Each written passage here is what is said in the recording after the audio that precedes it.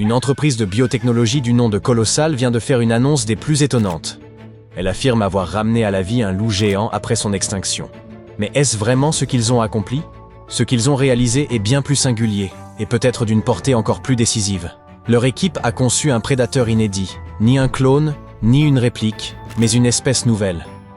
Ces louveteaux sont issus de loups modifiés par édition génétique, façonnés à l'aide d'ADN ancien et mis au monde grâce aux outils les plus avancés de la biotechnologie. Alors, devons-nous craindre l'arrivée des monstres de Jurassic Park? Voyons cela.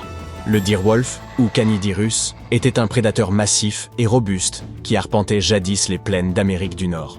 Beaucoup pensent qu'il s'agissait simplement de loups gris de taille imposante. Mais ne vous fiez ni à leur allure ni à leur nom. En 2021, une étude majeure a été publiée. Une équipe de chercheurs, soutenue par d'importantes institutions, a analysé l'ADN du Canidyrus et mis au jour une révélation stupéfiante. Ces créatures n'étaient pas de simples loups gigantesques. Elles constituaient une lignée distincte.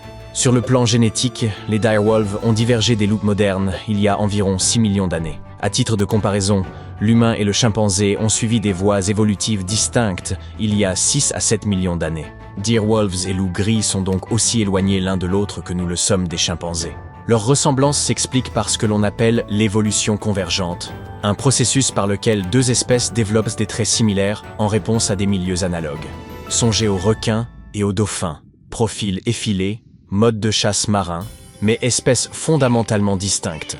Et les dauphins, il faut l'admettre, sont bien plus sympathiques. Ainsi, lorsque Colossal annonce avoir ressuscité cet animal, l'effet dramatique est fort, mais l'affirmation est erronée. En vérité, ils ont créé, par ingénierie génétique, un nouveau type de loup. Ce n'est ni un direwolf, ni une espèce recensée, mais un organisme synthétique, une créature entièrement inédite.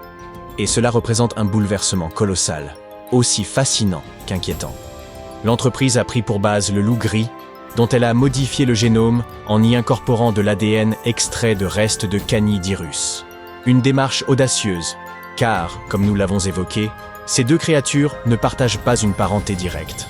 Elles relèvent de lignées évolutives distinctes. Ça n'a pas empêché Colossal de passer outre. Ils avancent que le loup gris demeure le plus proche parent vivant du direwolf, et que les données scientifiques en attestent. Mais quelles données? Aucun élément n'a été rendu public. Ce n'est là qu'une affirmation. Pourquoi alors qualifier cette créature de direwolf? Selon eux, ces petits en possèdent suffisamment les traits pour prétendre au même rôle écologique. Autrement dit, s'ils se déplacent, se comportent et chassent à la manière d'un loup géant, ne pourrait-on pas en conclure qu'il en tient lieu? Ce raisonnement semble pour le moins inquiétant. Eh bien, si l'on est attaché au sens des mots, alors non, pas vraiment. Sur les plans biologiques, génétiques et évolutifs, il s'agit d'un loup gris modifié. Est-ce une avancée bénéfique ou un danger latent? Voyons cela ensemble. L'aspect encourageant réside dans le fait que des recherches de cette nature pourraient contribuer à restaurer l'équilibre écologique de notre planète. Des équipes comme celle de Colossal s'emploient à mettre au point des technologies destinées à des causes d'une importance cruciale.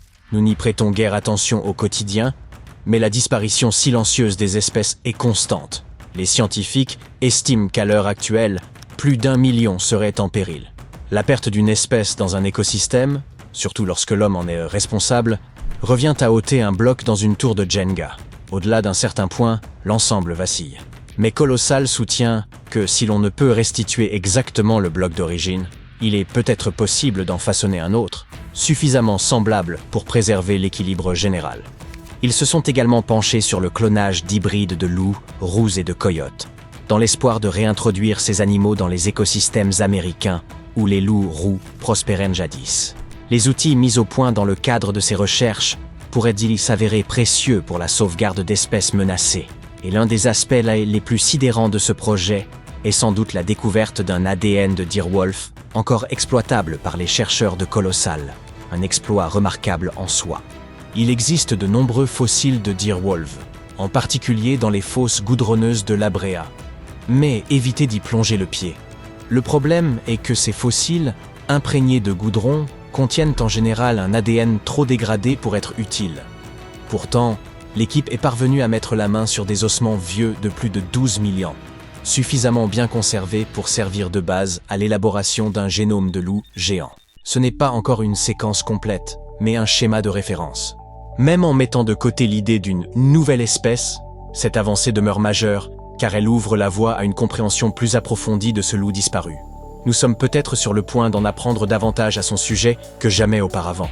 Cela relève presque de l'archéologie à l'échelle moléculaire, et tout cela est enthousiasmant, certes, mais jusqu'à un certain point. Ce qui suscite le plus de débats, c'est la dimension Jurassic Park du projet. Il ne s'agit plus seulement de préserver des espèces existantes, mais de les manipuler. Une démarche qui, sans surprise, a immédiatement soulevé une avalanche de préoccupations.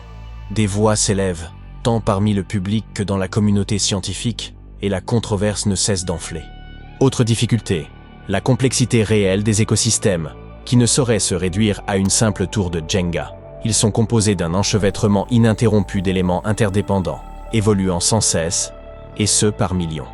Dès lors, introduire dans cet équilibre un loup de synthèse ne saurait produire les effets jadis engendrés par un direwolf.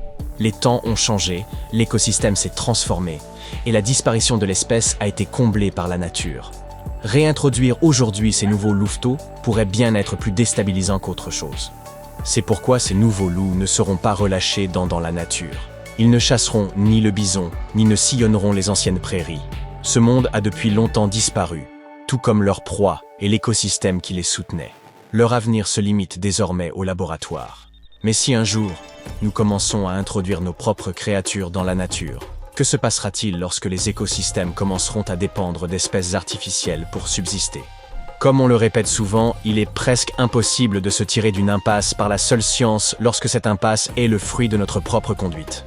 Si nos comportements demeurent inchangés, les solutions scientifiques ne relèveront que du sensationnalisme. Quoi qu'il en soit, toutes ces interrogations demeurent aussi cruciales que complexes. Pour l'instant, il nous est permis de souffler. Nul ne tente encore de ramener les dinosaures à la vie. L'ADN ne survit pas au-delà d'1,5 million d'années, et les fossiles de dinosaures sont aujourd'hui pétrifiés. Et l'on ne clone pas à partir de la pierre. En revanche, pour des espèces disparues plus récemment, durant l'ère glaciaire ou même il y a seulement un siècle, les choses sont tout autres. Elles sont désormais à portée de main. Le cas le plus célèbre est celui du mammouth laineux. Ces géants hirsutes arpentaient jadis les toundras septentrionales. Façonnant leur environnement, ils abattaient les arbres, tassaient la neige, enrichissaient les sols. Leur disparition a contribué à transformer des prairies luxuriantes en tourbières moussues, riches en carbone. Aujourd'hui, des chercheurs souhaitent extraire l'ADN préservé de mammouths enfouis dans la glace, le comparer à celui de l'éléphant, en isoler les différences déterminantes, puis créer un hybride, une démarche analogue à celle employée pour les louveteaux Direwolf. Il s'agirait d'un mammouth-éléphant, résistant au froid, recouvert de laine, capable de s'imposer dans la toundra. Une créature assez proche pour occuper la niche écologique laissée vacante par les mammouths. Il y a également le pigeon migrateur, autrefois l'oiseau le plus répandu d'Amérique du Nord, au point que ses nuées pouvaient assombrir le ciel. Mais à force de chasse incessante, nous l'avons conduit à l'extinction dès le début du XXe siècle. Le dernier spécimen connu, Martha, s'est éteinte en captivité, en 1914. Son ADN a été préservé par un musée. Et, aujourd'hui, grâce aux avancées de la génomique et de l'IA, des chercheurs s'efforcent de recréer un oiseau vivant capable de se comporter comme un pigeon migrateur. Ceci pourrait contribuer à la régénération des forêts, à la dissémination des graines, et peut-être même à restituer une part du ciel disparu. Enfin, il y a le tigre de Tasmanie, ou thylacine, un marsupial rayé, à l'allure de loup, qui peuplait autrefois l'Australie, avant d'être exterminé au cours du XXe siècle.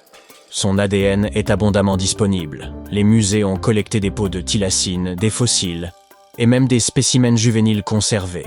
Cette espèce jouait un rôle crucial. Elle stabilisait l'écosystème en tant que prédateur régulateur. Elle figure donc parmi les candidates à la résurrection. Le projet consiste à ramener certaines espèces éteintes à l'aide de l'intelligence artificielle, du séquençage génétique et des outils de biotechnologie en plein essor. Mais tout cela requiert une extrême prudence. Sans quoi, ces espèces pourraient perturber leur environnement au lieu de le restaurer. Il y a toutefois un aspect encourageant. Même si le mammouth ne foule jamais à nouveau la toundra, ses recherches sauvent déjà des vies. Prenons l'exemple du rhinocéros blanc du Nord. Il n'en subsiste que 5, dont un seul mâle. Leur extinction semble donc inéluctable. Or, grâce à des cellules préservées et aux techniques de clonage, les chercheurs s'efforcent de reconstruire cette population. Quoi qu'il en soit, tout semble indiquer que nous entrons dans une ère biologique inédite. Une ère dont les débats sont appelés à se prolonger pendant les décennies à venir.